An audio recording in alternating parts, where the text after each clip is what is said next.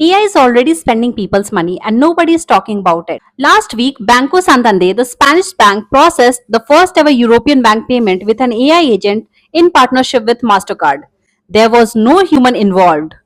The AI found what it needed and it paid on its own. And Santander is not alone. DBS Bank in Singapore is piloting the same thing with Visa. Commonwealth in Australia is already testing it with MasterCard. And financial giants from Visa to Stripe are building plumbing for agentic payments with stablecoins. These are real transactions and real money. So, how does it actually work? Imagine you tell an AI assistant, book me a flight to London economic class under 350 euros. That's it, you are done. Behind the scenes, the AI gets something called a mandate, basically a permission slip with hard rules baked in. It can only spend within the limit, only on that category, only within a certain time window.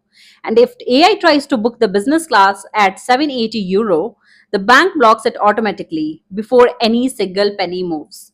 And most importantly, the AI never sees your real card number. It gets a one time code, uses it, and it's gone. Now, here is the part most people are missing. Today, AI payments run on normal card rails, but those settle in 3 to 5 days. An AI agent makes thousands of transactions per hour, basically macro transactions, can't wait for 3 days. So, MasterCard is building stablecoin infrastructure, digital dollar that settle instantly. Visa, Stripe, Swift, all are doing the same thing. Coinbase already has a protocol, X402, that embeds dollar payments directly into web requests. Tether launched an AI wallet with native payments built in. Picture being built here is simple.